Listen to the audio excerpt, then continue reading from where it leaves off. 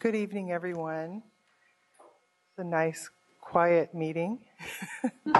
I'm Angie Sutherland, and I'm speaking as the chair of the Community Advisory Committee about item 2.1C, Special Education Services and the annual plans.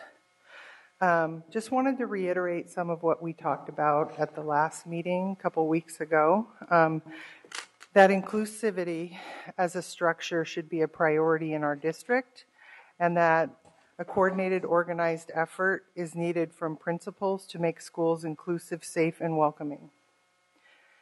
Resources need to be devoted to expanding inclusive opportunities for students with disabilities.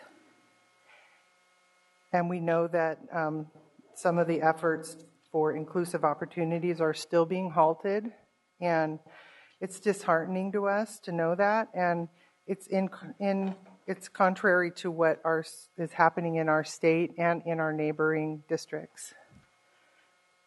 And to add to this, students with disabilities are often left out of specialized programming at sites, as well as extracurriculars. And so more support and training for teachers and staff needs to be ensured so that students have equitable access to enriching curriculum, evidence-based learning strategies, technology, field trips, sports, arts, and other during and after school enrichment activities. We've also discussed Appendix D and the fact that it's still in existence since 1993, and it does have discriminatory language in there, and incorrect language as far as ADA, IDEA, and Section 504 of the Rehabilitation Act. And we would like this removed. The work group was supposed to be formed in 2014-15 and complete their work in that school year.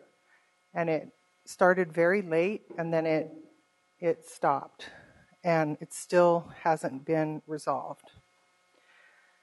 It shouldn't even be in the bargaining agreement. There shouldn't have to be an appendix for including students with disabilities. It's a civil right. It's not a negotiating, it's not content for negotiating.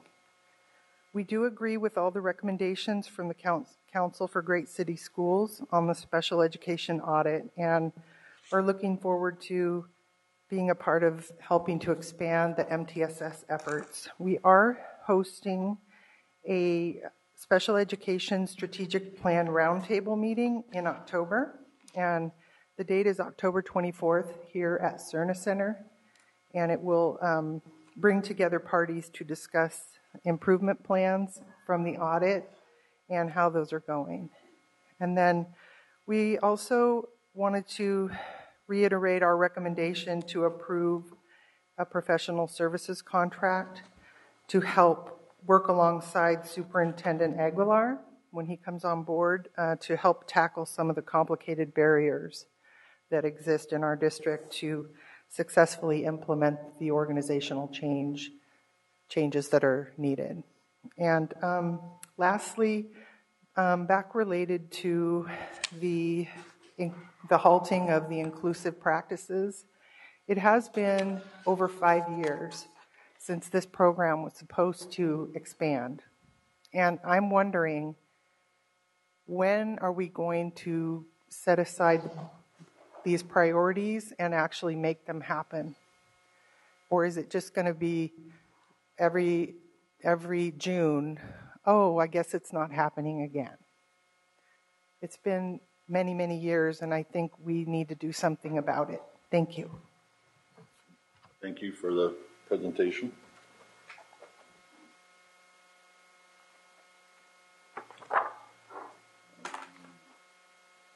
If anyone has any questions? Desi? Yeah. Go ahead. Hello, my name is Calvi Ordacey. I have a now going into 4th grade, and I spoke last time as well, and I got a response from Becky, and I just wanted to kind of sort of respond to that. Was all children deserve enrichment and having access to enrichment regardless whether they have disabilities or not. And the fact that for some it's hard because kids have behaviors should not be a deciding factor whether they are allowed to go on a field trip or not. And the district, I feel, should be able to provide extra support, whether that be extra hands, extra aids in the classroom for the kids to be able to go to a field trip. A couple of years ago, they used to go to very special arts, and that's been 2 years since that's been stopped. And it was a great field trip enrichment type of activity for the kids, and it'd be great for us to be able to get that back. Thank you.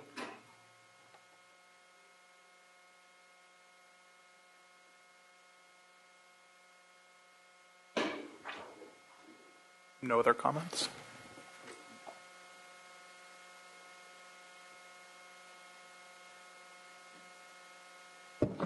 I was just wanted to, because I'll speak just very briefly about the item 21C. Just I wanted to confer with Gerardo just to double check. But looking at our financial contributions or the amount of money that's budgeted for the SELPA item, we received $22 million in state funding, $8.2 million in federal funding, $3.2 special ed transportation, and then the district does a $70 million contribution from our general fund for a grand total of $104 million approximately.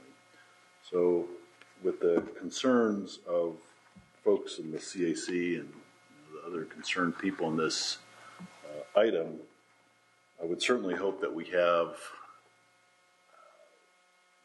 a greater satisfaction with having spent almost 20% of the entire budget of the district on this item. So I hope that we can all work together with the superintendent to make sure that we're getting the best bang for the buck, because we're spending an awful lot of money on this item and not have people feel like there's adequate work being done in this area. So I have a lot of questions. I appreciate you bringing this to us and keeping it in front of us.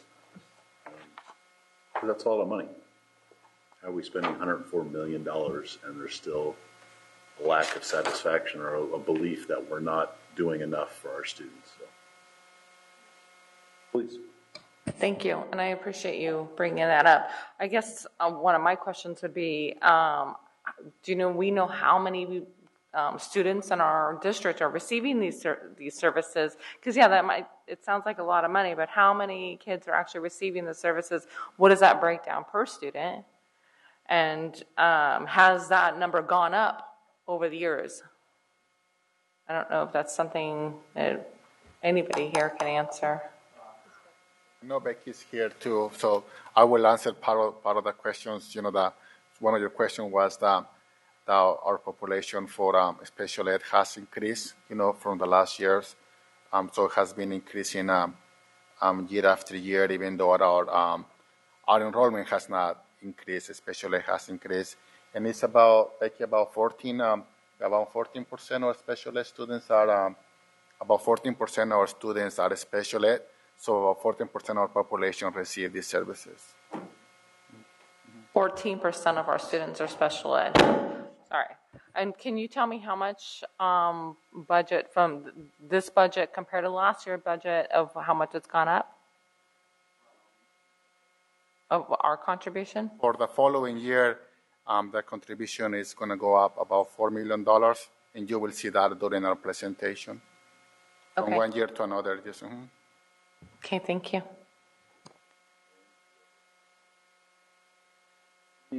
All right.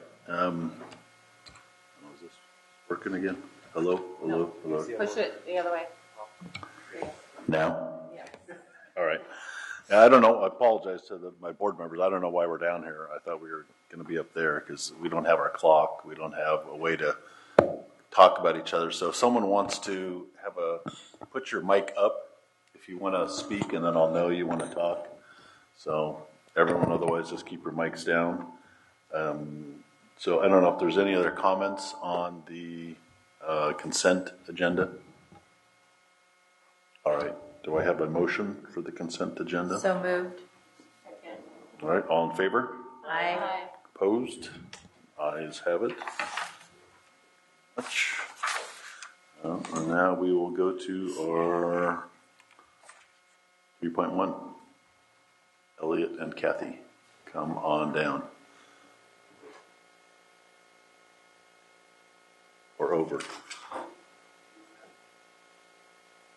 Yes, and before that happens, Natalie has a welcome message. Thank you.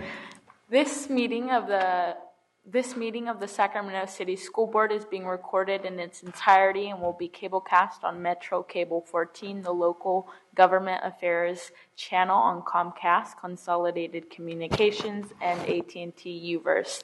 Today's meeting will air Friday, June 30th at 8 p.m., Sunday, July 2nd at 9 a.m., and webcast at www.sacmetrocable.tv. We welcome members of the audience to address the board. Please fill out a speaker form located in the back of our community room and give them to our communications representative prior to the conclusion of the items presented.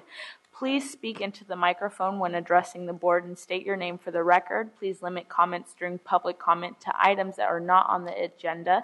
If you do speak on an item that is on the agenda, we will ask that you please defer your comments until your item comes up on the agenda.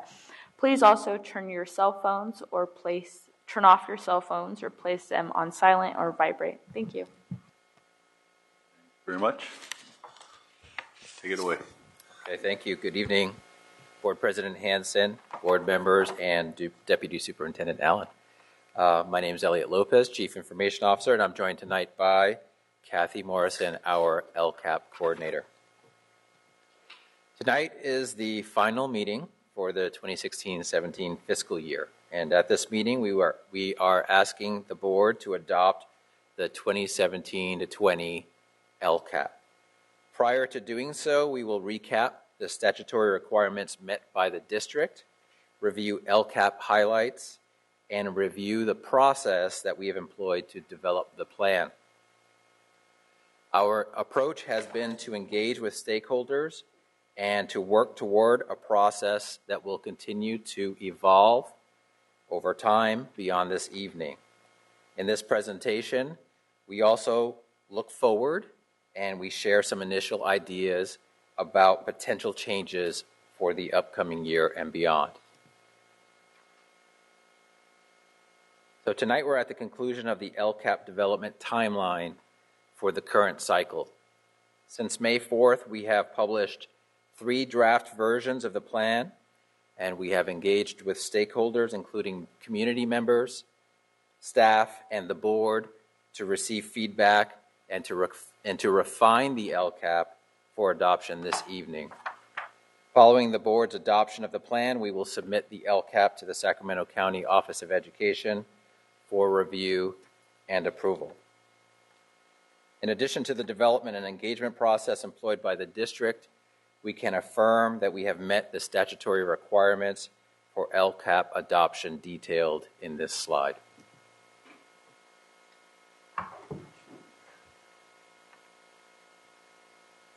So, good evening, President Hansen, board members, and Deputy Superintendent Allen and Kathy Morrison, LCAP coordinator. The state adopted a new LCAP template in January, and this is the 3rd template in 3 years. In this template, there are 5 sections, and state and local metrics are explicitly defined within each goal. I will now briefly just go over what our district has included in key areas of the plan.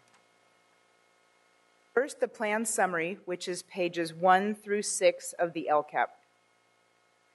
This introductory section to the template is intended to serve as an executive summary for the LCAP.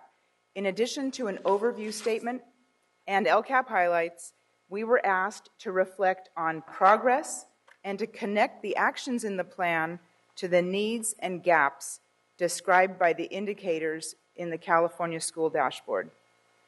The summary acknowledges minimal gains in target areas and the need to continue our investment and our focus on implementing actions and services that will improve outcomes for our neediest students. Those needs are reflected in the specific goals detailed in the plan.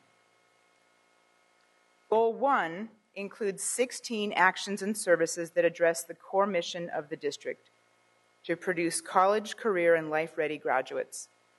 It includes supports and resources for programs and functions that impact academic outcomes. Goal 2 comprises 13 actions that ensure our district provides students with an environment that supports and promotes learning. It includes a focus on resources and services that remove barriers and expand opportunities. Goal 3 focuses on building strong relationships and promoting the voices of our families and our community. It includes actions that facilitate access to information and foster participation in leadership and decision-making activities. Goal 4 focuses on improvements to processes and functions to ensure that the district delivers services efficiently and effectively. These actions center around increased accountability and transparency, review and enhancement of internal practices, and improving customer service.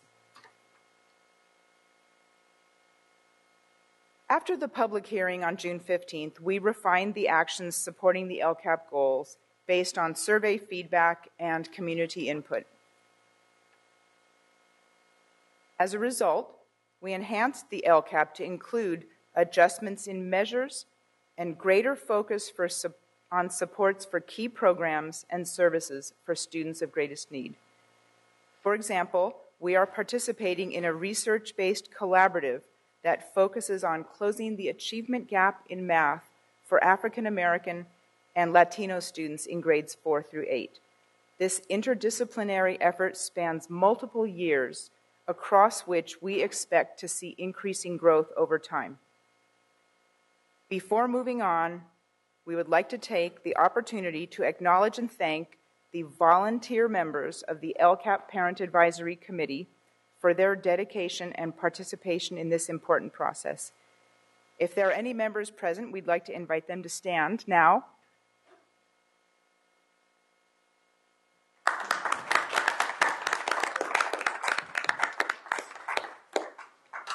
Thank you, Frank. The LCAP process is continuing to evolve as requirements change and the state's accountability system develops. This year, we have increased the focus on helping our staff and community to obtain access to key data and resources that supported the development and understanding of the LCAP. In addition to the process changes already implemented, we will begin discussions this summer on potential additional changes to further broaden engagement as we move the actions in the plan forward.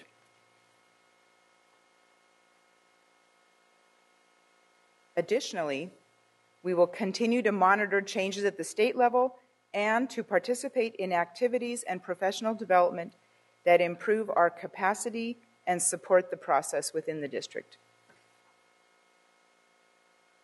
Following board adoption, we will await approval of the plan from the County Office of Education, which we expect to receive by August 15th. In the meantime, we will post the board-adopted LCAP for the public in Spanish, Hmong, Chinese, and Russian. Thank you for your support, feedback, and engagement throughout this process. Do we have public comment? Yes, we do. 3 public comments. Liz Guillen, Angie Sutherland, followed by Rose Langasapian.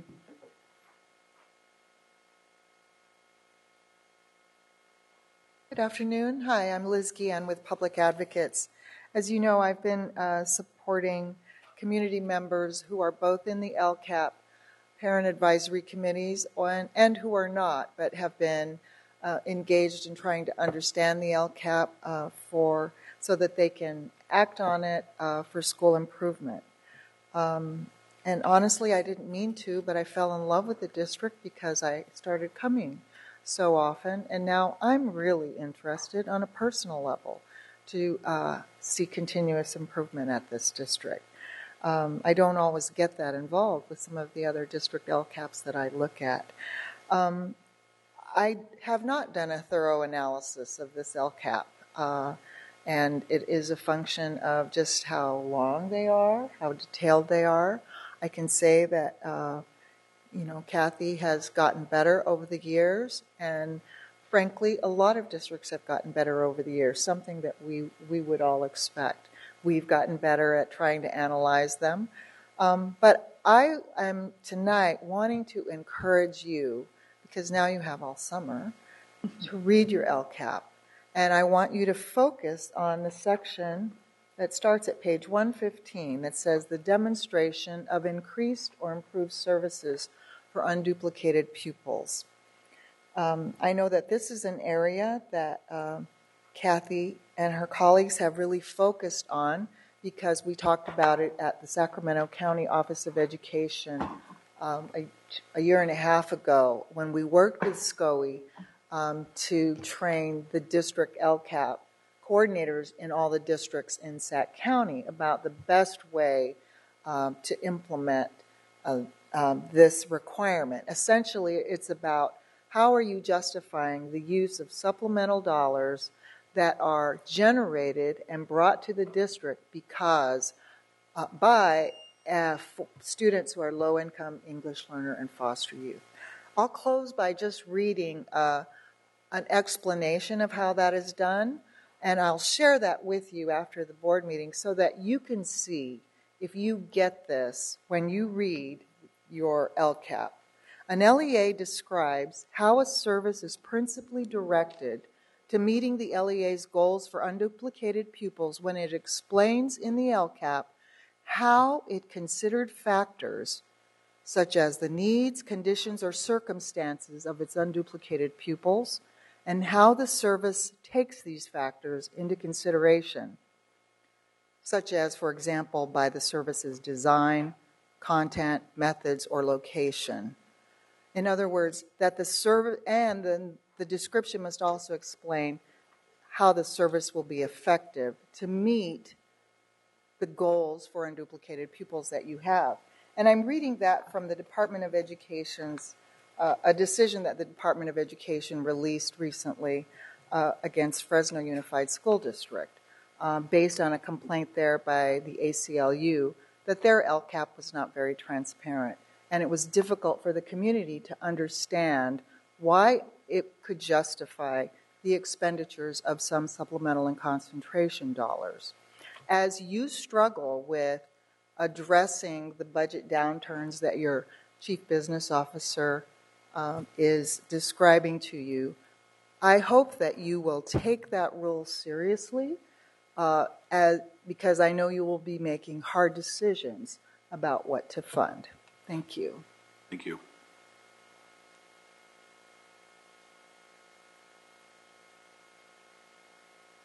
Good evening again, everyone. I'm Angie Sutherland, and I'm speaking for the Community Advisory Committee. I also want to say how lucky we are to have Kathy Morrison, and I just want to commend her on all her hard work. I used to be on the LCAP committee when it first formed, and she really does put her heart into this. And I really love this district, and I'm totally committed to the students. And so everything I say up here is really from my heart for the students. And I just hope that you will consider the items that I said in my previous comment, because special education does not happen in a vacuum. It needs to be part of every school site and integrated into our whole district plans. And I know the LCAP is the district-wide plan, and that's what we're talking about here tonight. The funding, though, goes to the school sites, and those are these single plans for student achievement. And so we just strongly are encouraging our school site administrators to include parents and special education teachers in their school site councils, because they are determining the use of the funding. And we would like we will be writing letters to all the principals this year with suggestions and also inviting them to our meetings to work together. One major issue that we have in our district is bullying of students with disabilities, and the CAC recommends that we increase the funding for that. We see that in the LCAP, as it currently is, that is not happening. And so we would like that to be changed. And also transition planning for students with disabilities. It needs to be a more comprehensive process to help students prepare for life, college, and career.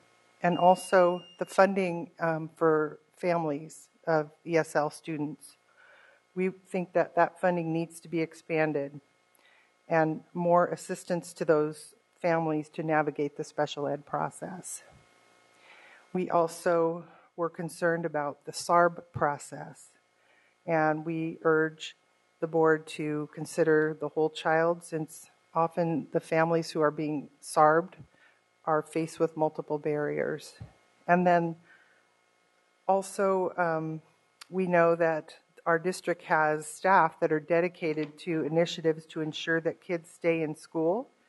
However, we don't see any initiatives like that for students with disabilities that helps to foster the empowerment and leadership of students with disabilities. So we would really like to see an effort for that. I shared with you at the last meeting all the data on suspension rates and how they're increasing rather than decreasing for students with disabilities and our African American students. So the climate and culture and the training of teachers and staff really needs to be a focus. And also the graduation rate is dipping for students with disabilities. And I liked what Liz said about the transparency. How are we showing that the funding is going to where it's supposed to be going? And I hope you guys are looking at that. I'm really taking a look. After I speak, Rose Langen-Siepen is going to be coming up. And I just wanted to comment about her program, and she's going to tell you about it, how wonderful I've seen the program in action at Sac State. And these are really promising young students, and she's doing wonderful work. So thank you. Thank you.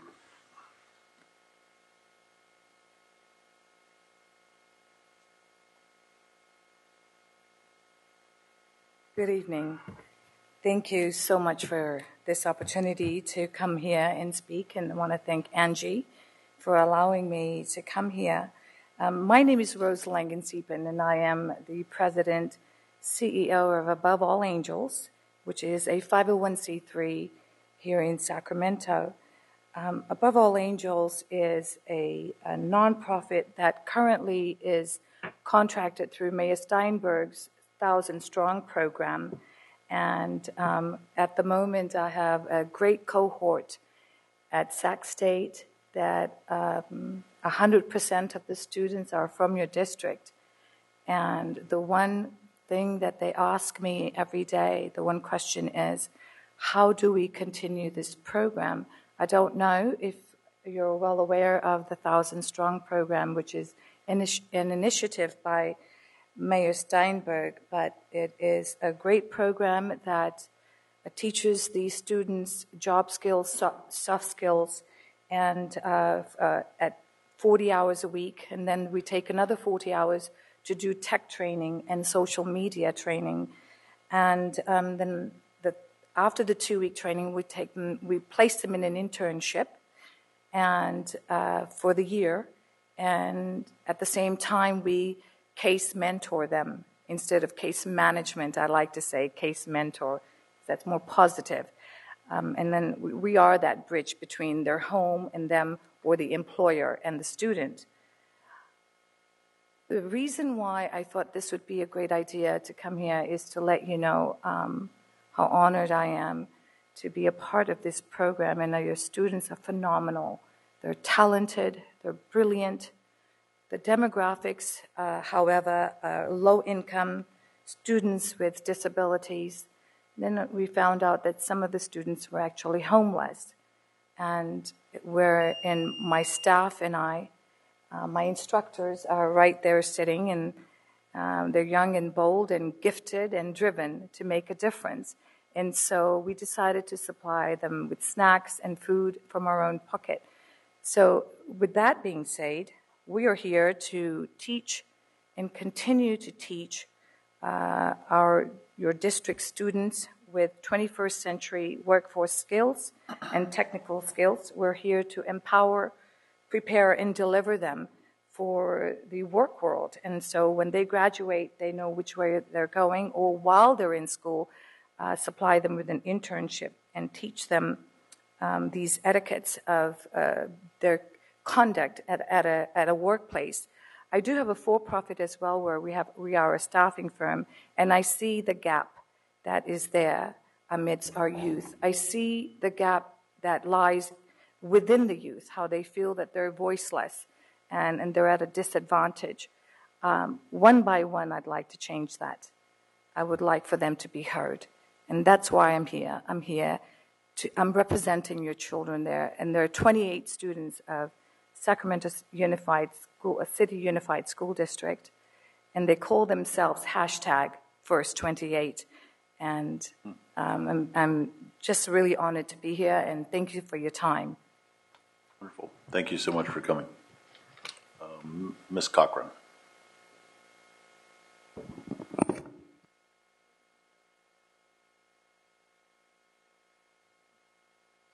Is it working? Yeah. Thank you for your work. I actually have a nuts and bolts question going into next year. Advice to the board. Is there anything that you can tell us or give us input or advice about who we select, how effective people have been who we have selected, and any other way that we as board members can support the work of the LCAP, the meetings, etc., while the process is going on?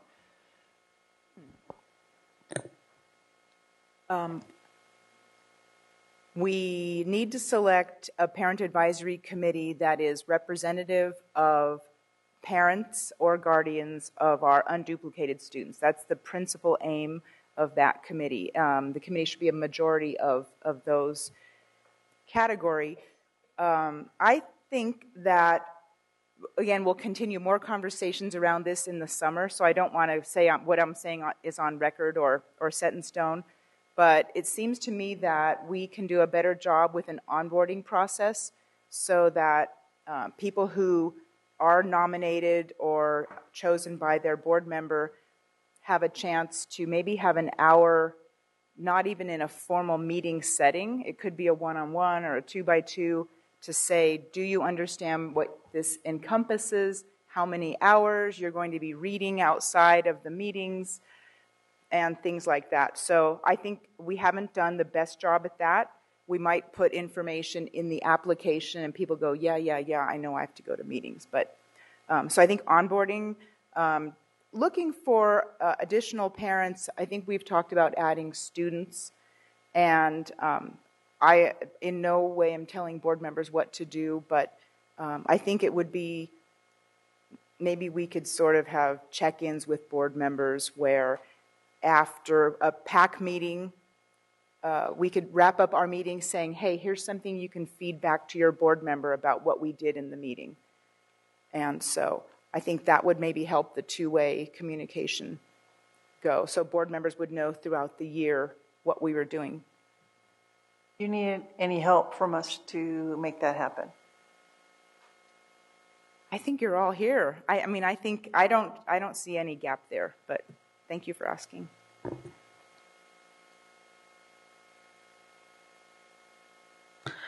Thank you. First off, I just wanted to thank the committee and staff for all of your hard work. I know that you guys endured a lot of hours to make this process happen, so congratulations on this product. Know that we really appreciate your time. I wanted to get to what Ellen was asking about and your answer about how we could help. And then you said maybe us having conversations, an hour just discussing it. And I have to admit, if I sat down with somebody at the beginning, I would have no clue what to tell them, how many hours it takes or when they meet, because we haven't been really advised on that. So maybe in, moving forward, we need to have like individual meetings and like a packet of like, this is what is expected of this committee, so that way when we go out and we find people, then we know exactly what to tell them, what to expect. I know that I had a lot of one-on-one conversations with one of my members, and the other one I never heard from at all the entire process. I'm kind of surprised that there is not more of the members here tonight. Can you tell me if they all received an email letting them know that this is happening tonight and how important it is that they should be here and encouraging them to be here? So they were aware of the date, but I did not send a reminder email until today that I can recall. So, okay, maybe a tickler on your calendar for future live and learn, like a couple weeks notice, or like when we know that this date, I mean, we've known that this is coming up for a while. And I don't know that all of the members knew that that was happening. So just maybe that tickler to let people know, hey, this is coming up. Because I think it's important for everyone that sat on that committee. They entered a lot of hours sitting in that room and going through and grueling, the grueling information. So I think it's important that they're here and they see us supporting the work that they did. When was this presented, the final product, was it presented at the last meeting with them? Our last meeting was June 13th. So they had the draft that was for the public hearing. Okay, so there wasn't a lot of changes from there. Okay. No. Did they all agree with the draft? We did. It wasn't a yes or no, but I would say that you received their comments, and there were comments mainly around the metrics and how we were looking at student progress, not just looking at all students, but looking at disadvantaged groups. And a lot of the comments, I would say, where we have been advised we could do more in evaluating programs and evaluating what we have in the LCAP. So, and were those incorporated back into this final product, or we have it as our the metrics things were that incorporated. We need to work on? We had the strong statement about expanded learning coming from the PAC members. That was incorporated. I would say the evaluation and monitoring, that comes next year as we're implementing the plan. So absolutely, we'll go forward with that. Okay. And was there a survey, or will there be a survey that will go out to the PAC members of just asking their opinions of like what went right, what went wrong, things that we can do different later to make sure that their voices are being heard? Yes. There is a survey. It's live right now. I had intended to just have it open for a week, and we didn't get much response, so that was another reminder. It is still open, and we need the survey. It's very detailed, and we will use that to inform our summer planning and share it back with the board. Have you still not received a lot of response from that at this point? I have just over half who have responded. Okay. So I want to capture everyone. How many members are there total? There's 16. 16. So this is what I'm going to recommend, is that each of us board members, that we reach out to our committee members and we ask them personally to please fill this out, because their voices really count, that this is going to help us move forward in the future. But if you, I don't know if it would be too much of a task to ask if you could just let us know, like, hey, this is your member, this is who has already responded, so that way we're not making phone calls of people that have already completed it. Well, the tricky part is we wanted it to be fully anonymous. So, you don't know. I can't tell. I don't know which have answered. Okay. But we can provide board members with a link to the survey. Okay. And I don't think they can take it twice. I think there may be a control about that. So. Okay, then that's fair. I completely see how that could go. But I do want to task each board member to reach out to their members to make sure that they're, because maybe they're not getting the message. Maybe it's just going to take us a phone call from one of us to say, hey, your voice really counts. Can you please finish the survey? In regard to what Angie was bringing up, can you tell me moving forward what we're doing to review and incorporate these issues and changes that need to happen? I'm sorry. Around services for students with disabilities, the most that I can speak to is that we do pay attention to how they are performing on the California School Dashboard. They were a student group with mostly red indicators, which shows a great need. And I don't know if Dr. Taylor would like to respond, but from an academic perspective. I can. Am I on? Yes. So a lot of the areas that Ms. Sutherland spoke of will also be addressed within our special education, the plan that's a part of our special education review. We are looking at some pretty significant changes that were outlined in that report. And so the idea is that we would have a planning committee that's comprised of members of the CAC as well as other community members, staff, to help us develop a plan that includes immediate next steps as well as long-term next steps. And some of those we outlined for you at the previous board meeting, but we want to come back to you with a full, detailed, written plan that's scoped out. So, do we have a timeline for that? So we want to convene that group beginning in the fall to start planning so that we can bring to you a written plan by either winter or spring that's fully fleshed out. Okay. But there are some immediate things that we plan to institute as well. Why are we waiting until fall to convene a committee? Is it because we're in summer? You don't think you can get enough people that... Okay. Yeah, I'm going to recommend that you please reach out to the CAC because I think that they're probably meeting all summer long if I know them well enough. And I think that some of her concerns were of great need. And I understand the frustration of thinking, oh, we're going to start a new school year and we're not going to have anything in place.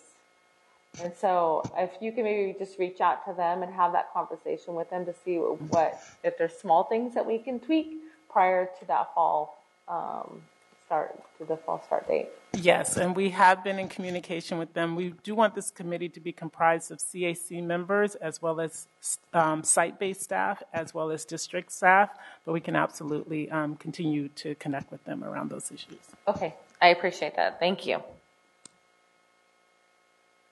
Member Pritchett, I did think of one other thing that I have shared individually with others. Of our students with disabilities, who are about 14% of the district, about 80% of that 14% are low-income students, and about 25% are English learners. So we can't double count them, but they do receive any services that would be district-wide for low-income and English learner students. But they obviously need directed services as well for the disability adaptations. Ryan. Thank you, President Hansen. And thank you, Mrs. Morrison, for your work as well as the rest of the staff. I do have a couple questions. One specifically around the area of greatest need that was identified and the correlation to that need with the investments and recommendations that were made by the LCAP PAC. So you have in the areas of greatest need identified a failure to reach last year's goal of the LCAPs and increasing the graduation rate by 0.65. Clearly, this has been referenced by several community members and has been an area of focus for us on the board, given the dip we've seen in our graduation rates, and in particular, a troubling dip for our special education population and a growing achievement gap. And so I'm curious if you can specifically address, given that data, what the recommendations and action are being taken in this LCAP so that we don't come back next year and find ourselves in the same predicament. Mm-hmm. We came close. With the goal was 0.65. We clearly have a need to improve the graduation rate. Our investment in academic counselors is an area that we believe as a district will help to focus students and push them forward. We have expanding pathways that engage students who may want to pursue a career interest. I know that we are investing heavily in our professional learning to impact all grades, not just the secondary. Can I ask you, Ms. Morrison, so specifically from the LCAP Parent Advisory Committee, what were the recommendations around targeting this goal? And so I would be surprised if professional learning was an investment that they asked for, but I am very interested in hearing how we met those concerns specifically. The concerns that I will say over the year and even from the previous year are around activities for counselors, specifying check-ins for counselors with students, particularly unduplicated students and their families who may not have all the information they need about steps to college or credit recovery, things like that. And I believe that with our district's investment in the California College Guidance Initiative, CCGI, that we do have more of a process in place for helping counselors execute those checkpoints. And are we specifically, because academic counseling has been recognized to be an area of deficiency and a need for increased investment, are we specifically increasing the number of academic counselors or supports, or only making the investment in the CCGI database, which offers an online repository and tools? In this year, we did not increase counselors. We have, this sounds strange, we have 47 counselors across the district, and they are assigned to each school according to the enrollment. So we have reduced the ratio of counselors from 2 years ago. Okay. But we didn't make an increase this year. Thank you. So I have one other question on this, and then I want to move to one other item. How do you set the goal of an increase in graduation rates by 0.65%? You know, frankly, I would rather see us set a goal of 4% and fail in reaching for this large goal when we know that we are far below where we should be on par with the rest of the state. And so I'm curious as to how that kind of modest goal was arrived upon. It is a modest goal, and it has, not making an excuse, it's been the goal for graduation rate increase since, I think, the 13-14 LCAP. Our counseling from the County Office of Education is to set attainable goals. So you could look at it, we could look at it either way, to set a big goal, but it may be more appropriate, I guess. Maybe it's not the right word, but to set a goal that we can meet and exceed. Okay, so that's been the recommendation of the county office, is what you're saying? It's not their recommendation as far as the goal, but in cases where, you know, we've had meetings, there are other areas where we have set modest goals, and especially in the first year of the LCAP, it's probably difficult to imagine a big jump in the first year of really pushing a program out. But given the needs that have been articulated and the data that we have, there would be no reason for the board and staff to work together to set a more ambitious goal and then have some key targets associated with that. Okay, so that's helpful. I also wanted to just bring up two other items. Communication, I know, continues to be a huge issue, and I appreciate your efforts. I know that this is very difficult, you know, building a plane mid-air.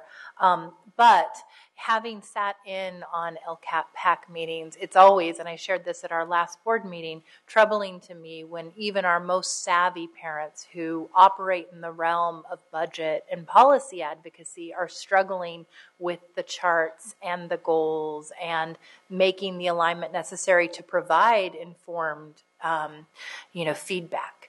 And so I'm very interested in seeing, as you talk about the evolution of the work, what we do next year to deconstruct the language, to make this much more parent and community member friendly, so that in fact the time that individuals like Frank spend is felt to be well spent at the end of the process. And so with that being said, are you planning on producing any sort of side-by-side that shows the LCAP Parent Advisory Committee recommendations and funded programs so that we can specifically link the two, the work that went into the LCAP and how we are actually deploying resources as a result of those efforts? That's a great suggestion. We hadn't considered that, and we can certainly push that to, out during the summer. So I would love, I know that our board president has stepped aside, but I would like to make that a request. I would love to have that in our hands for our first board meeting in August, so that as we begin the recruitment and the conversation with our next round of LCAP Parent Advisory Committee participants, we can show that they have had meaningful input. And if we fall short, we can hold ourselves accountable to changing that moving forward. And then finally, my last question is around the role of our English learner community and the Parent Advisory Committee. I know that our trustee Vang, and others have expressed concerns around the lack of interpreters and also just the sense that there was a two-tiered system between our Parent Advisory Committee and our English Learner Parent Advisory Committee. And so I am very interested in hearing, taking that feedback, how we're going to ensure that that community is meaningfully engaged and doesn't feel ostracized or marginalized given past challenges that we've had moving forward. Mm-hmm. We actually have a parallel process for the EL PAC meetings with the LCAP PAC. So pretty much the very same agenda. The participation in the EL PAC is smaller typically, but we also loop back to the DLAC, which is the larger body, to provide updates on the dashboard results, the LCAP annual update, and things like that. One of the plans that we have actually written into part of the LCAP is that we need to make sure that at the school site there is an English Learner Advisory Committee, and that each committee knows they're electing a representative to come to DLAC. We need to sort of institute a system of making sure that we have people coming to the DLAC meeting who then come to the EL PAC. So, sorry. Can I ask you, is Yes. is it a best practice in other districts to have parallel meetings? I'm curious as to what you have seen and heard from the community in terms of running those parallel tracks. I think ideally there would be integration of the two so that we have interaction, so that we're not setting aside one community and creating kind of a two-tiered system for this work. And so I'm wondering what you've seen in how you've approached this from other districts. So officially the preference is to have DLAC as the representative body because DLAC members are elected at their school site. So again, I'm speaking just for Kathy and without having consulted with anyone else, but I think that adding English learner parents into the LCAP Parent Advisory Committee and making a broader committee would actually be more fulfilling and maybe would result in different dialogue. So I hope that that's part of our conversations. Maybe that isn't the best approach, but I certainly think as we're continuing to learn and improve this work, we should at least be having these conversations. So I'm going to yield my time now and jump over to Jay's role and ask for President Hansen's role and ask Trustee Wu. to go ahead and share his comments. Thank you, Vice President. So, just one quick question. I was kind of stunned when I read the overview and history in our board packet. But I was under the board packet says that LCAP adoption is intended to be a static 3-year plan representing years 2017 to 2020. And I always thought that the LCAP was a 3-year kind of moving dynamic 3-year plan. So what changed to make this LCAP static? And then if it's static, then there's kind of the presumption that there aren't going to be course corrections when we move to the to adoption of the 2018 LCAP plan. It's a state recommended change coming from the Department of Education. So we've just completed the 3rd year of LCAP, and the way the plans worked in these 3 years were as we added a new year, we took off the old year and really rewrote the plan, partly because there was a new template each year, and that required some reformatting. But now the state is saying we're going to push, their new mantra is continuous improvement. And so districts are asked to commit to a 3-year plan because change doesn't take place quickly. And so the lingo the state is using now is that it's a static plan. We aren't revising it every year. However, we are able to do course corrections. But the preference of the state is that, we have set a 3-year goal and we kind of push forward for the next 3 years. All right. Well, I'm struggling with the concept because then what is the role of the LCAP was pretty extensive when we first started to where we are today. What then becomes the role of the LCAP moving forward if all they're doing is kind of making course corrections and really not revisiting the strength of our efforts to making our goals, or if we've made our goals, how do we adjust and make our goals greater? How do we change from orange to blue? Things like that. Well, this is the first year, and I know we'll experience lots of professional development, but I anticipate that with the committee, this affords us time to really dig into the plan, to dig into the meat, perhaps to have reports from programs who can share their data, share attendance, share progress with the LCAP committee so that they understand, okay, yes, we've made the right recommendation here and, recommend that this work go on. Okay, so notwithstanding the fact that the state describes it as a static 3-year plan, the efforts moving forward are going to be still remain robust. Yes, and I have to correct myself. There are sections that we do write every year. So we will write the plan summary every year. We will do an annual update every year. We will do the stakeholder engagement section every year, and we will do the increased and improved services. Those must be rewritten every year. So not completely static, the plan. Sorry. Okay, that's all right. And then I wanted to just say thank you for leading all this work, and thank you for getting my Safe Haven poster up there, or having it put up there. I can't take full credit for it, but I did bug them today. Thank you.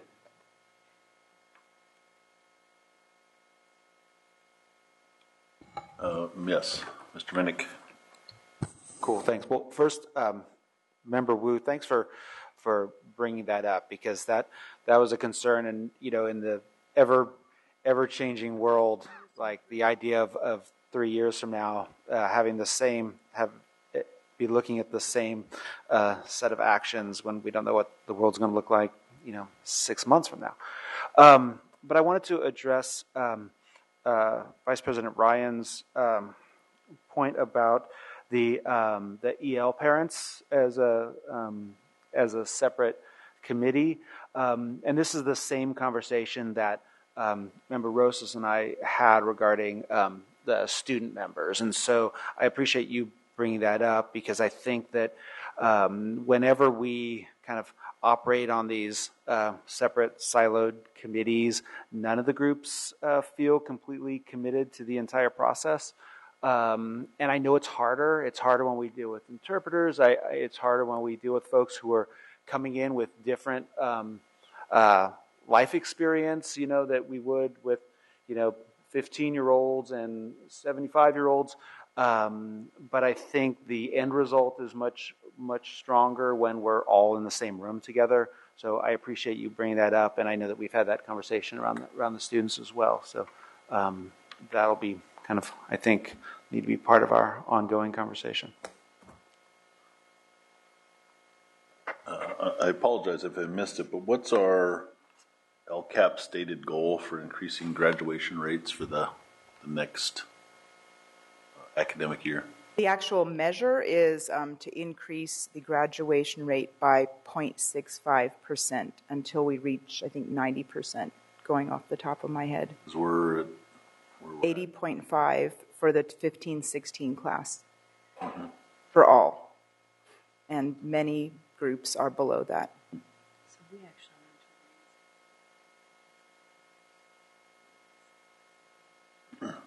actually I'd like us to shoot a little higher too. I agree with the comments of my fellow board members.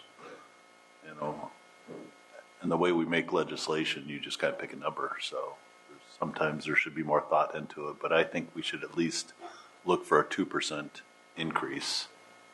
And I'd like to make that motion to my fellow board members that we have that as our goal, and so that's reflected in the LCAP. If we adopt a 2% goal and we don't achieve it, does that mean we stay in the red in the dashboard? The dashboard that will come out in the fall will have the status from this year's graduation class. Referring to if we adopt today a 2% goal, then the following fall, if we fail to make the 2% goal, does that keep us in the red? Our goals are our goals. So there are two different indicators. So we have our LCAP goals to increase by the percent that we agree, and the state color wheels are more complex. So they take the graduation rate kind of just at face value for the most current year, and then create an average for the previous 3 years and calculate that growth. So we certainly can change the rate if I'm hearing that. Okay. Ms. Cochran.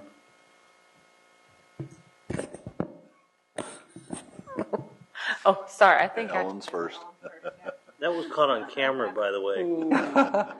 I totally agree in raising the desired percentage of graduates, but I'm wondering if we should consult with incoming Superintendent Aguilar, because his plans are solely and very intensely focused on raising, not solely, but intensely focused on raising graduation.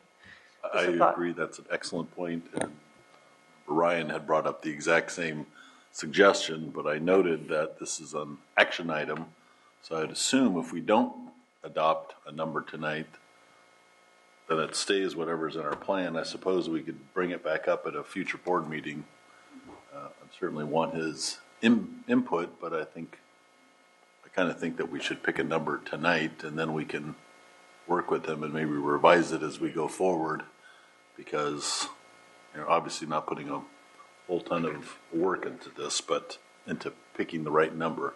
But I think we can kind of move that going forward. Member Pritchard. Thank you. Member Cochran actually asked one of my questions, so thank you for that. I'm just curious, I don't have the LCAP in front of me, but the percentage that's listed, how did we come up with that percentage, and why didn't we go up the 2%? Is it because we wanted to stay with a comfortable number, or? Yes, so we're talking about the increase, the 0.65% a year.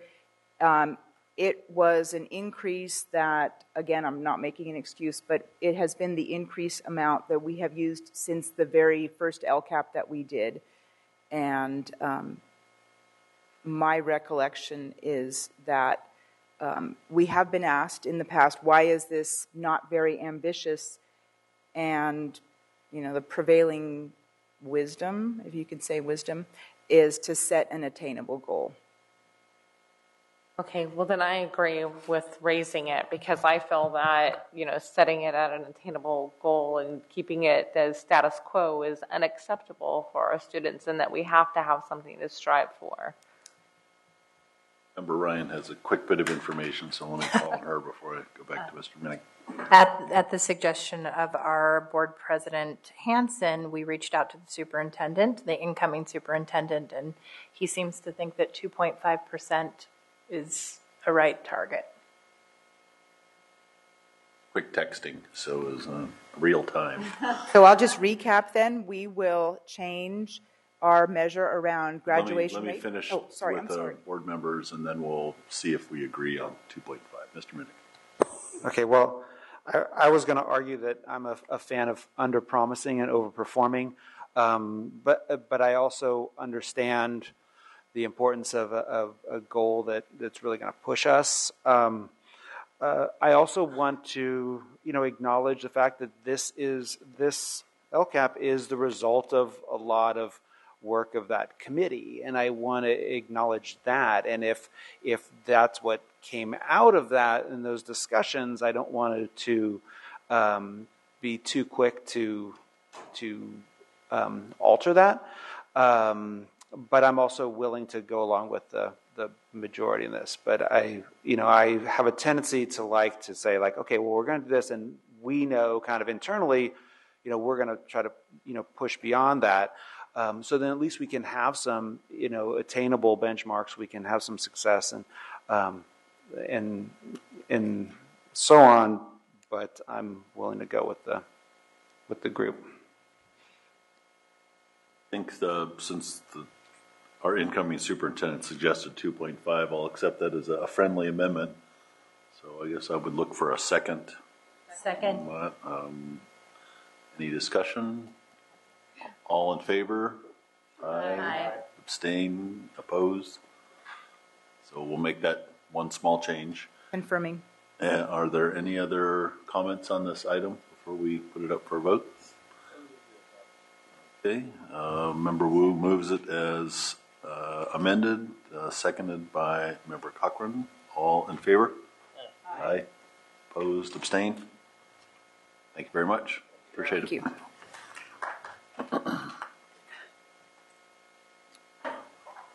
Mr. Castillo. It's really that the cleanups are here.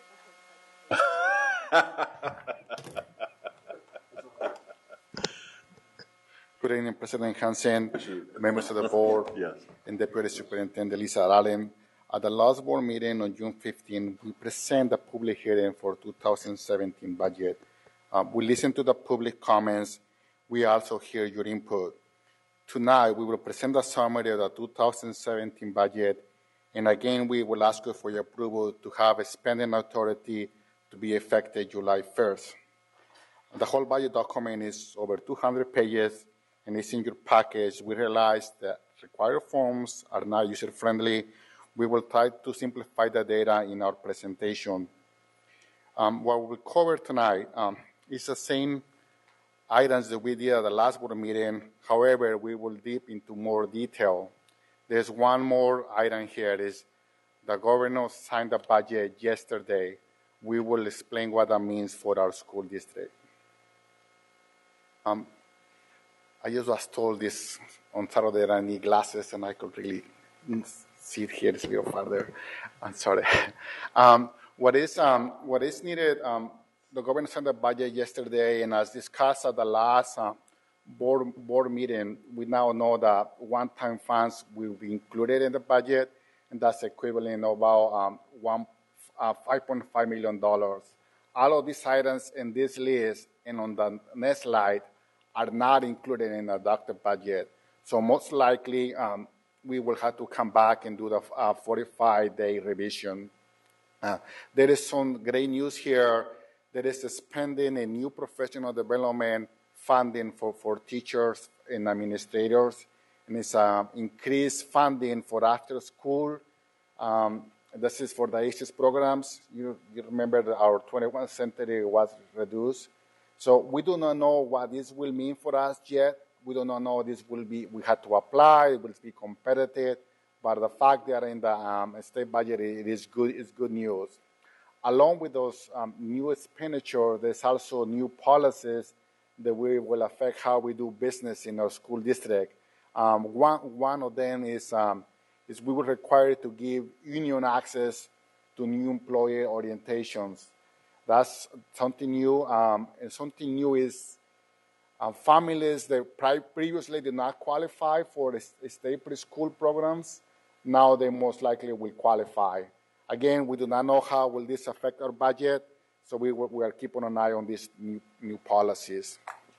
In our budget, in a nutshell, so what we know is that we need to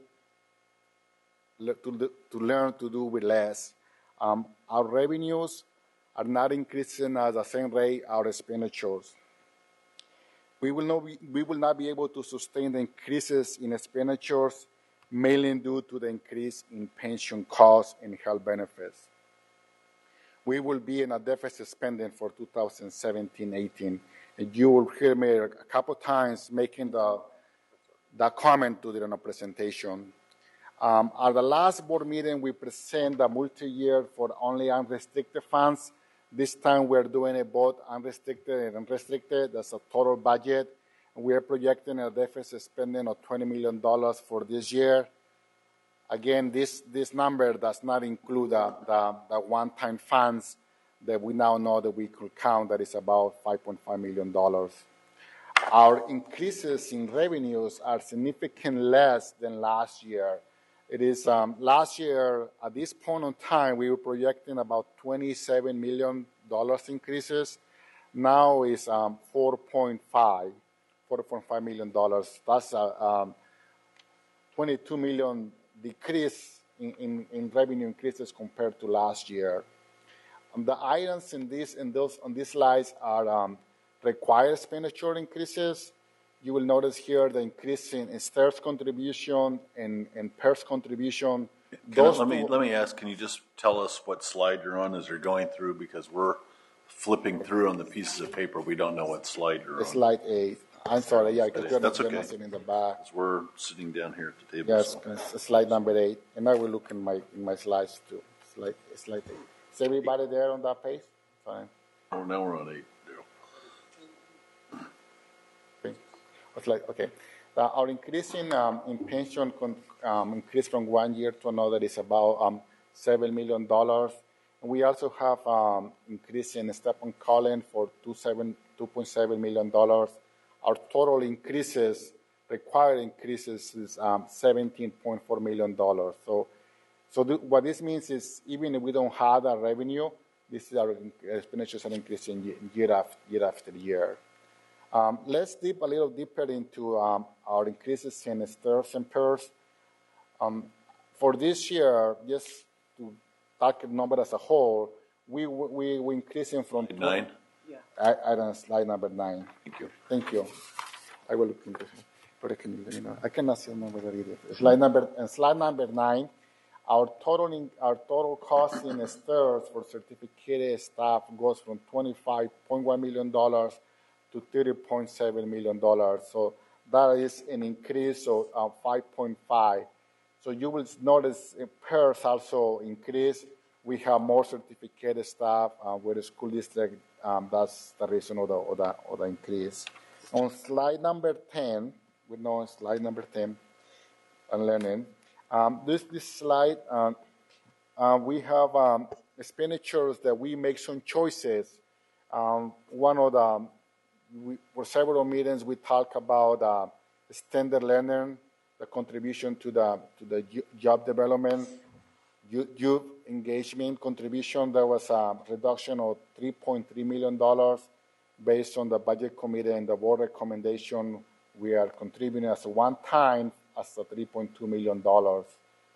You will notice there in this slide, the top line, it says debt services to general fund. This expenditure was covered previously by other funds, by facilities funds. Now we are transferred to the general fund in order to create more revenues to maintain our facilities who desperately need repair. So these three slides are new. Our unfunded liability for our unpaid, page 11, slide 11. Our unfunded accrual liability is $621 million based on the latest actuary that was completed for this year, but they actually used data from last year. Our required, what they call it, the ARC, is that the annual required contribution, if we will fully fund this liability, we will have to contribute $56.7 million for 22 years, consecutive 22 years in order to fund this liability. I know when you add it, it's more than the 21 million, but that will include as the payments that you do year after year. So this is our liability. What have we done to do the liability?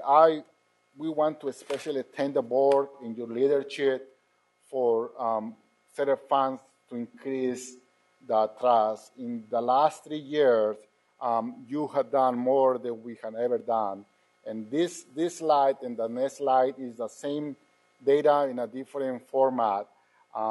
We created a trust in 2012 for about $3 million, slide number 12, for $3 million. Since then, we have contributed $38.1 million. We have the expenditures to manage this trust has been $58,436. The earnings for the period of time has been $5.2 million. We did not have those revenues if we had not done. So the total assets for the trust is $46.46 million. And this is as of May 31st, 2017. You know, this is as your bank is a monthly report. This is the latest available that we have. It will change when we close the books. The next slide is the same data in slide number 13. The same data in a different format.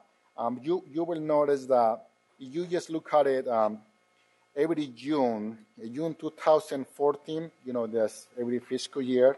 That's how we look at data. And June 2014, our total assets were 5.2. Then you go to June 2015, they jumped to 15.8.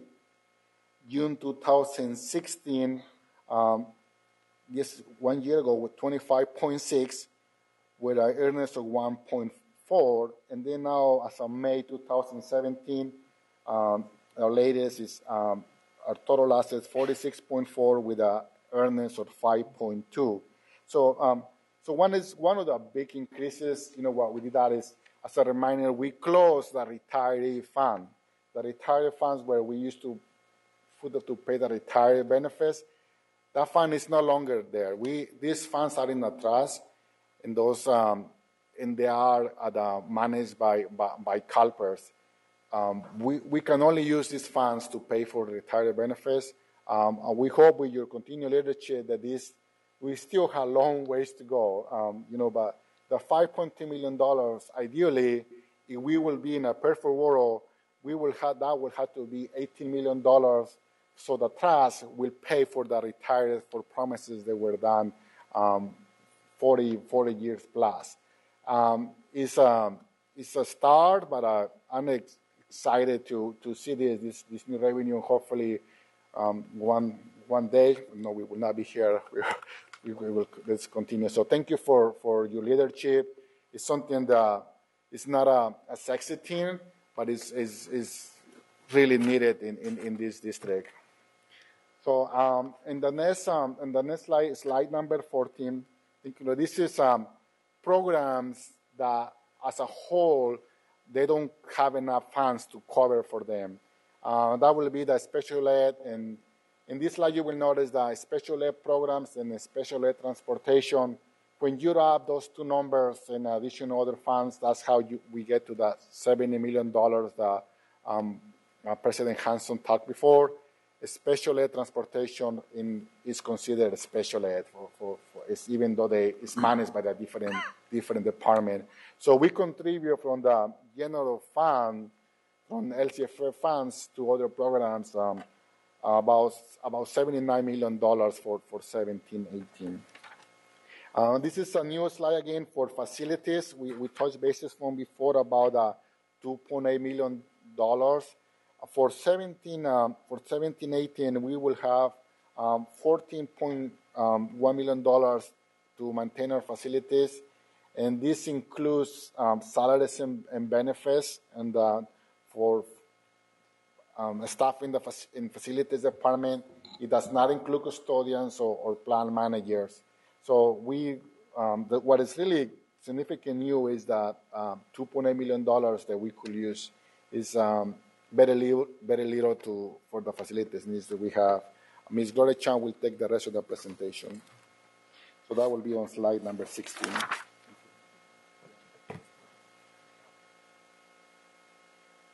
Good evening, President. Good evening, President Hansen, members of the board, and Deputy Superintendent Allen. Our revenues are estimated to be at $480.1 million. I'll go fairly quickly through some of these slides, moving on to slide 17.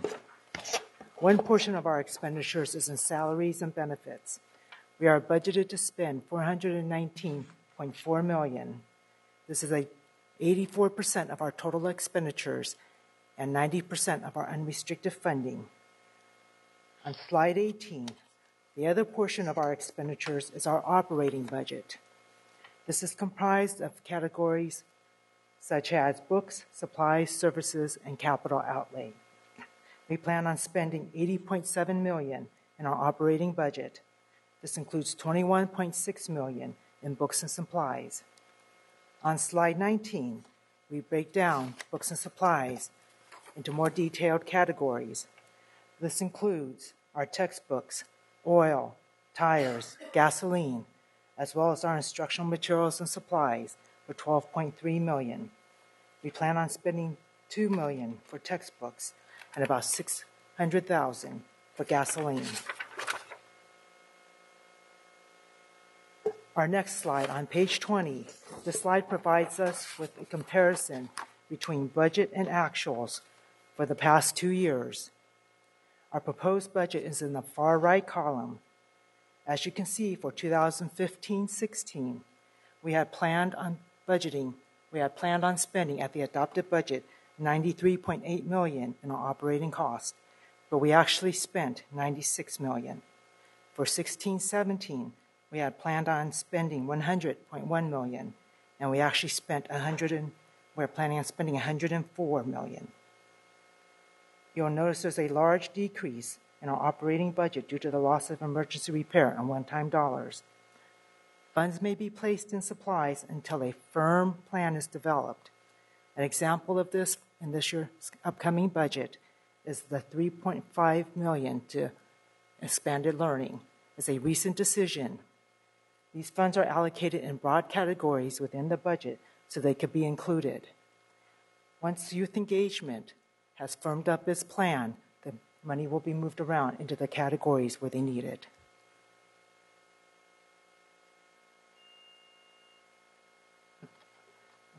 On slide 21, with our revenue and our expenses, our ending fund balance is $55.124 million.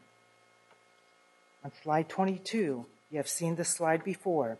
This is our ending fund balance and includes $6 million for textbook adoption and $20 million for our reserve for economic uncertainties. Moving on to slide 23, the good years are behind us. In 15-16, our reserve was at 14.44%. For 17-18, with our estimated fund balance, we will have about 10% in reserve. This includes our required 2% minimum. By 19-20, where deficit spending and our fund balance will be significantly reduced. If we keep spending as we are, the fund balance will be gone. The money goes quickly. We will need to start reducing in 18-19. Compared to last year, Compared to last year, on slide 24, more districts are certifying as qualified as mandatory costs continue to increase. This is public information and not a list we want to be on. If we are not diligent, it is very easy to fall onto this list. Districts with significant reductions include Oakland, Santa Rosa, and San Diego Unified. Slide 25, the sooner we reduce our spending, the less painful it will be. We are digging into our fund balance just to cover the mandatory increases. On slide 26, you have seen our budget assumptions. It includes a 6% medical increase for 18-19 and 19-20. On slide 27, the increases in STRS and PERS total about almost $7 million for 17-18. This is greater than the increase in our revenue of $4.5 million. We are digging into our fund balance to cover these increases. Thank you to our board and to President Hansen and our leadership for having the fund balance to help cover our increases for this coming year. Slide 28 shows our increases only in STRS and PERS. By 2020-2021, our STRS and PERS will increase by $31.5 million. These increases will come even if our revenues do not.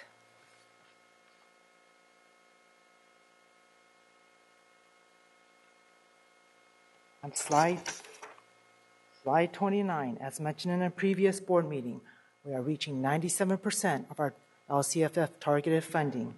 Our estimated LCFF is $367 million. Slide 30, our supplemental and concentration dollars are estimated to be at $59.2 million. For slide 31, we have increased our support to career and technical education, continued support for early literacy, early kinder, and pre-K. For our next steps, we include submitting our budget to the Sacramento County Office of Education for review. Now that the Governor Brown has signed the state budget, we have 45 days to revise our budget. Thank you. Other comments? We have two public comments. Darlene Anderson and Liz Guillen.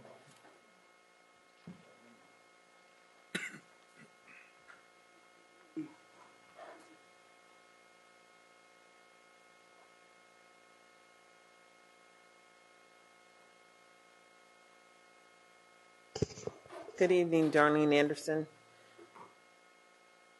Sorry I missed the LCAP, the LCFF, but the most critical thing is the budget never talks about what we're really doing here. We're going to put more money into the Head Start and the preschools, but we haven't measured the benefit of how Sacramento City Unified School District's programs are doing versus how Head Start programs are doing and where we're getting the best bang. I don't know how many children are actually benefiting from our preschools.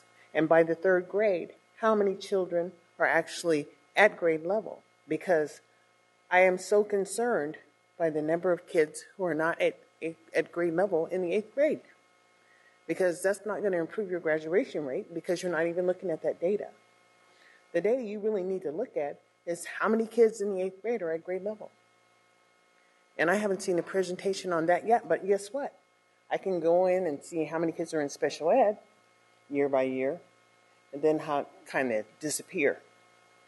When they drop out, they're not counted anymore. And it's so critical.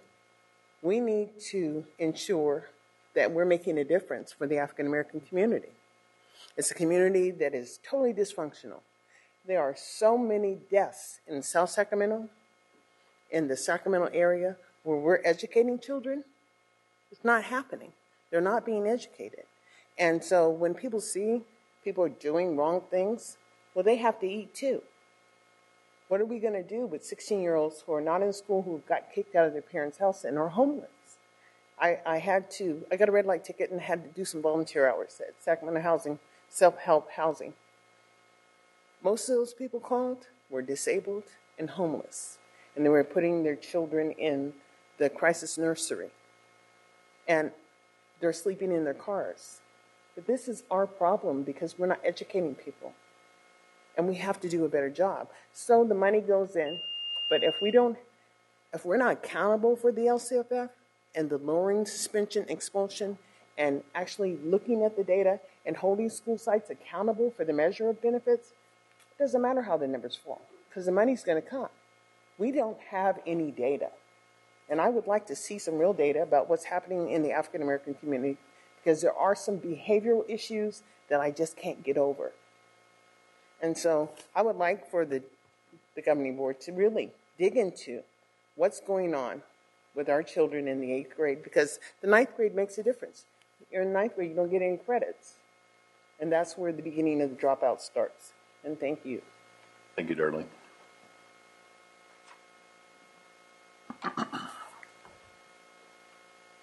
Good evening again. I'm Liz Guillen with Public Advocates.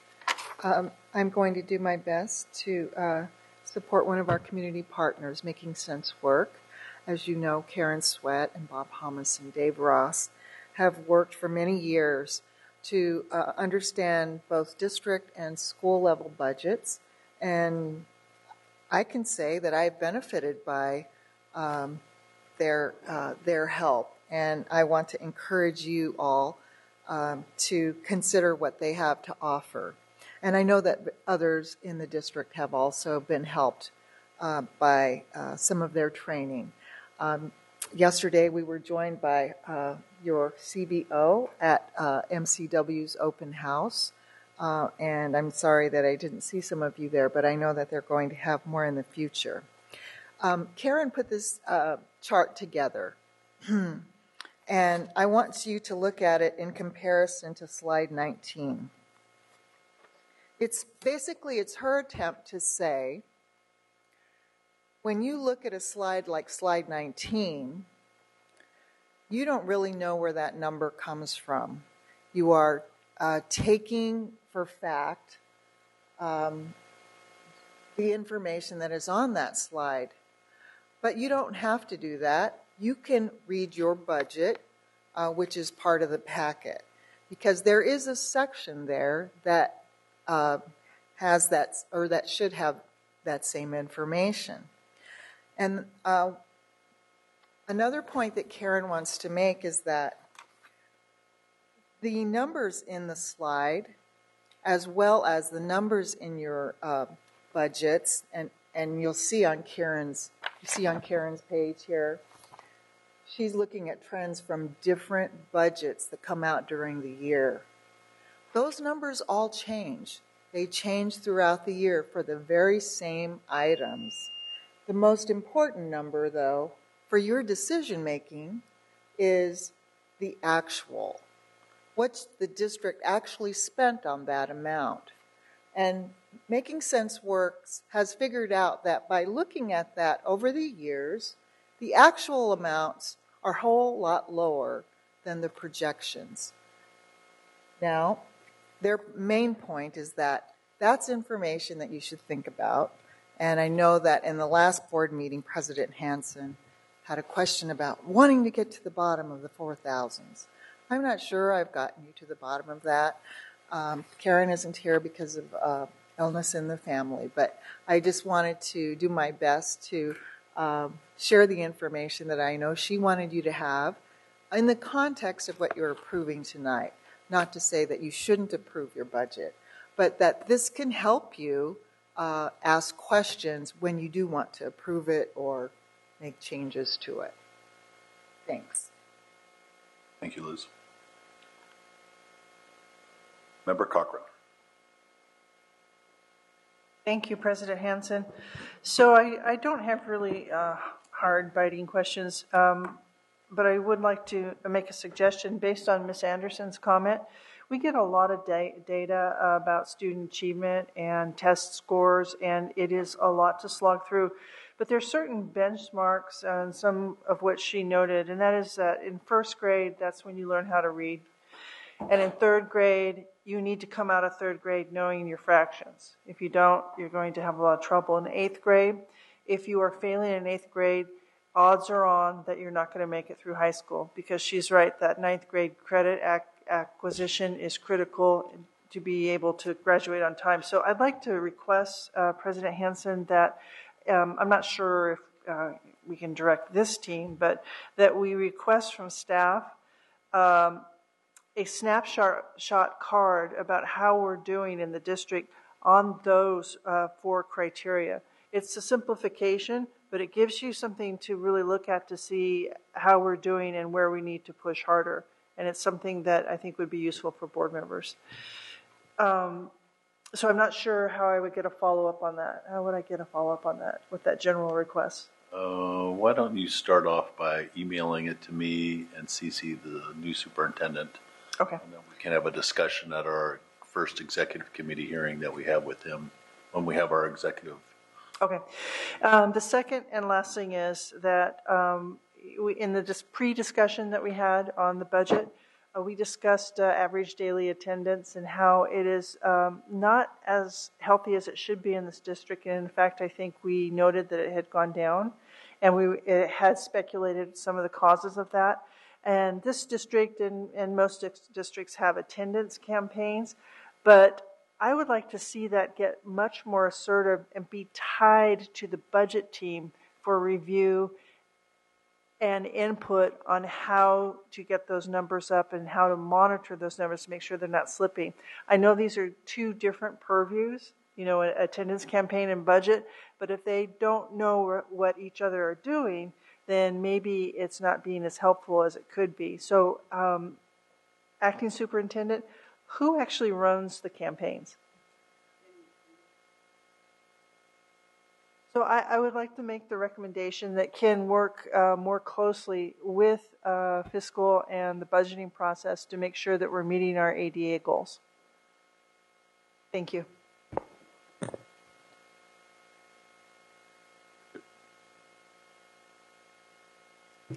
Thank you. My only question is on slide 10, I know when we met to go over the budget, I had a question about the 1,000 Strong program from the city of Sacramento. And though I fully support the program, one of my concerns is that the only time we've ever even heard about it, aside from the mayor coming to us, is seeing it right here in the budget that we're about to approve. And so I'm hoping that in the future, these kind of things will be reported out from when we have the budget reports, and it's not just being put right into the budget, so that way we have to search for it in here.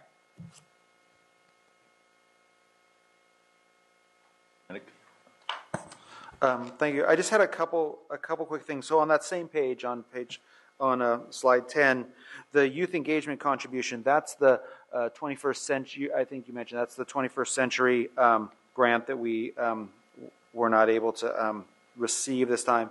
And I know that my colleagues up here are well aware, but I just want to reiterate the fact that this was a one-time, 911 emergency situation where we plug this money in, and that we cannot wait until next June to start thinking about how we're going to fund it, and having that as part of our structure.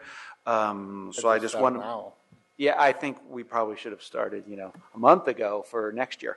So I just wanted to remind us all of that so that we don't forget that now that it's paid for, that we can kind of coast for 11 months, because we can't. And then I had a question for you on slide 3, where you talked about the governor's budget, and you said the following are not included in the SCUSD budget. Can you explain, because the one that popped up for me was one-time funding to support refugee students, and I know that at several of the schools in my area we have a lot of Syrian families that come into our community, and we haven't had staff who speak their native language, and that's been a struggle for schools. And so I wanted to find out kind of why that is. Yeah, so that is what we learned yesterday afternoon when the governor signed the budget. The first thing, what is new that we don't have? So that slide shows that, and I think that is for 3 years, if I remember correctly. We don't know how the funding will come through our district, but it's not included in the package now. We will have to, if these items all combined are considered material, then we will have to ask you to reapprove the budget in the first meeting in August. So I don't have a lot of detail what it will mean yet. We are just learning about it. So to make sure I understand you correctly, so this is something that we were expecting would be in funding from the state, and that was not in the budget that was signed by the governor yesterday? No, I'm sorry, let me be clear. It is in the governor budget, but it's not in our district budget. Oh, okay. So that we will see that. We would potentially see that in addition to this budget now that we have an updated budget from the Senate. Correct. Okay. And I apologize for not being clear. It looked like bad news, but it's actually good news. It is. It's not a. We need all the good news we can get. Yeah, so don't hide it. This is good news, and we owe you some good news. Awesome. This is I call it, this is like a good news, but you will notice that even on this budget, I think out of like at least 3 or 4 one-time funds. This is like even sometimes for 3 years it's still one-time funds. So there's not anything on this part that I could see that is a long-term solution. I mean, it helps, but it has been a lot of one-times, and even though we had received years, still one-times. At one point in time, we need to adjust those items. But like, for example, something like this, it could be funding that we could use to recruit staff that are native speakers for the refugee population, and that will fill positions that we were going to pay for anyway, but we could use additional money to recruit them or whatever. I imagine that. I think there will be some restrictions. Yes, I will. Okay, cool. Thank you. Thank you. Brian. Thank you, President Hansen. Can I ask about the proposed or the governor's signed budget and the increase in funding for the after-school education and safety program? You might know that unfortunately in the last 8 weeks we've experienced 7 murders in my community of Oak Park, 1 a block from my home, 1 shooting last Friday on my block. And so I'm curious as to how that might be infusing some additional resources into our prevention programs and our intervention programs. So we don't know yet. It is. We don't know how it's going to be distributed. There is a competitive grant that's going to be distributed to those districts who already have ACES programs. We have ACES. Right. That's what we call this, the ACES funds, and they go hand in hand with the 21st century. So we believe that this is happening because to a lot of districts, 21st century funds were reduced. Now the state is making that for the reductions in those districts. We don't know how we're gonna use those funds yet. We don't know yet. So when are you expecting you'll have the details I of think those allocations? Probably within a week we will learn more details.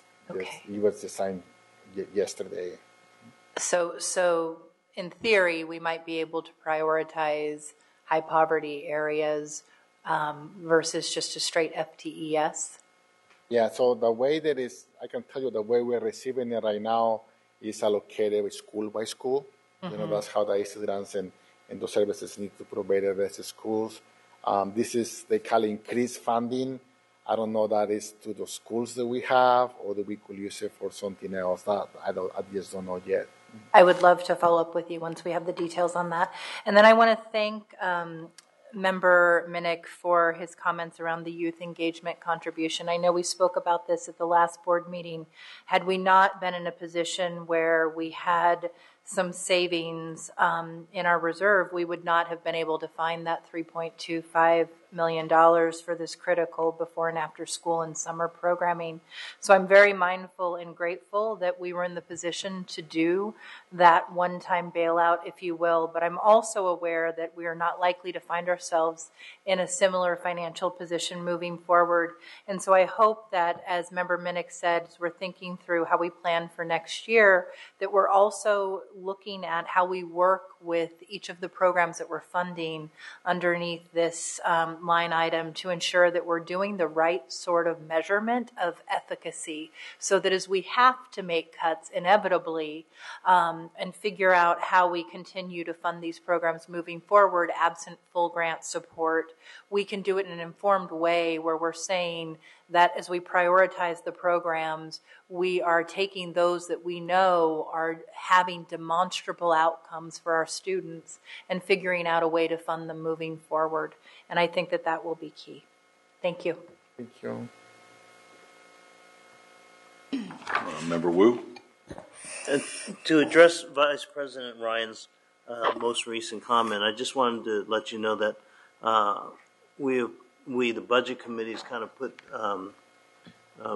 Ms. Bell on notice that moving forward, if some of the funding is first going to replace the loss of 21st century money, is going to be coming from the LCAP, for example, that in fact what you are suggesting is we've already been told that the measurements about improvements and student achievement will have to be part of those after-school programs, so we can, in fact, get the data that we're looking for in order to make future decisions on funding. So I thank you for that comment. It's in the works.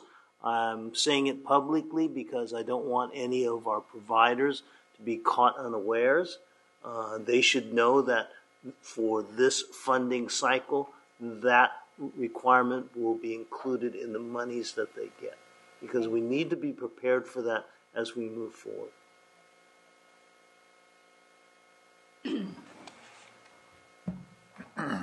Thank you very much for the presentation. I thought it was an excellent presentation.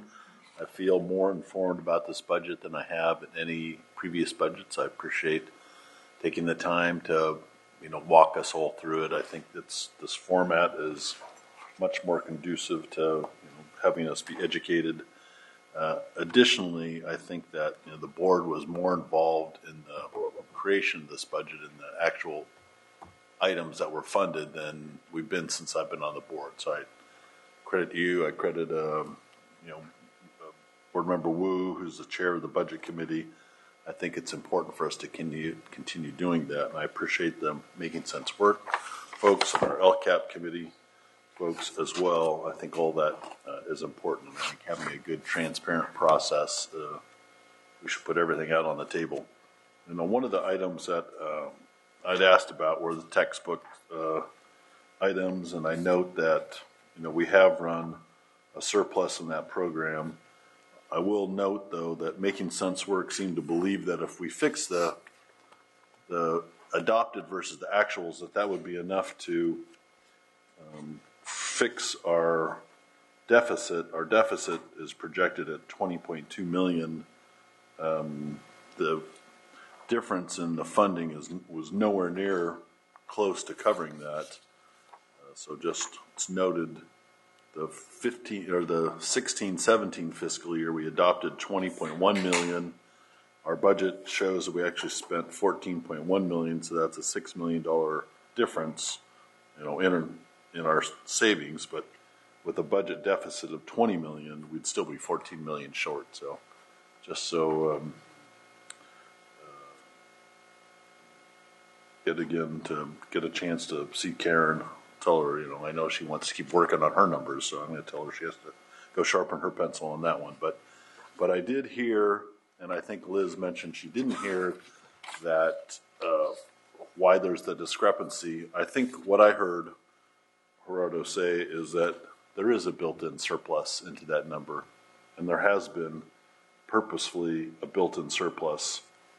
And I think I heard that correctly. Once again, I mean, we've got a number for the textbooks that, or that's that whole section that's above what we'll probably actually be spending. I would prefer to have honest budgets that are straightforward and that we don't need to pad accounts. If we need to have extra money set aside, we should put it in the right place so that we're being very transparent and very honest about that. And I think we still have a little bit of a surplus padding in what we're potentially going to approve tonight. So I think we should be straightforward with that. Member Pritchett, I wanted to mention, I appreciate you bringing up the 1,000 strong. I think that it's the duty of our budget committee and all of our standing committees to report back to the board. And I understand that we ran out of time at the last board meeting, so the standing committees didn't get a chance to report out. And I'm sure that's where Member Wu would have mentioned that amount, that was a recommendation from the budget committee. But I think when we have recommendations coming from the budget committee or other committees, we should make that part of our agenda somehow so it's called out, whether it's in the consent calendar or something, so all of us could pull it out and have discussions if there's things that we want to know more information about. Obviously, because the last board meeting was the meeting directly before the budget, we didn't really get a chance to have a full board discussion on that, but I do note, I believe there's strong support for the 1,000 strong program. And yeah, absolutely. It's my intention to do that for the remainder of my presidency, that we'll build that into the budget. I mean, into the agenda. I think it's the right thing to do. On slide 5, we're into deficit spending. I'm glad you called it out like that, and I appreciate you talking about the other districts that are laying people off. We're not laying people off because we have a budget surplus. And, we have an ending fund balance. We should not spend it down to zero because we're going to be in deficit spending for the next couple of years. Maybe we should not go into deficit spending. Maybe we should figure out a way to make that a zero. That's something for all of us to consider. But we like the programs that we're funding out of this, so there's real trade-offs that affect people's lives in very serious ways. But we're lucky to be in a luxury position where we've got a ending fund balance that's going to be able to carry us for the next couple of years. That's if there's not substantial cuts by the state and if there's not substantial cuts at the federal level. So I think it's good to have a prudent reserve. We owe that, I think, to our students and our community. I appreciate you calling out the STRS and PERS increases. Plus $7 million in 1 year. That is a gigantic increase, and it's going to increase again at a similar amount.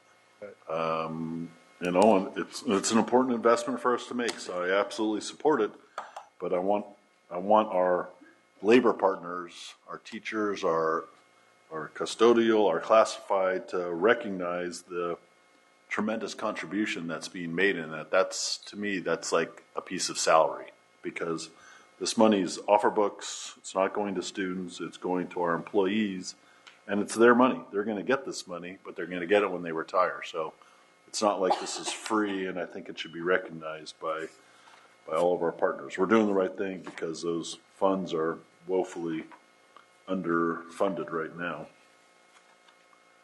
I think try to keep my comments minimized, but yeah. Oh, that was my last piece. So I appreciate the work that went into this, and including the board members more fully in the development of this. I'd like us to start earlier on the budget next year. We should do that so there can be more involvement, and it's a better opportunity for us to reach out to the community and make sure we're hearing everybody's voices. And I'd like to integrate the LCAP committee more into the budget process. I think we've got a ways to go on that to keep moving that forward. I think that's really important. End of my comments. If any other board members have any other comments or questions. So I have a motion and a second to adopt the budget. All in favor? Aye. Opposed? Abstain? Thank you. Go spend some money. Keep spending. Thank you. Yeah, on our kids, our students. Yeah. Thank you. Thank you very much. So we are going to go back into closed session for a short amount of time from here. So why don't we get back together? Let's plan on being up there in about no later than 10 minutes. And then we will, 5 minutes would be fine as well. And we will adjourn out of the boardroom upstairs. So thanks.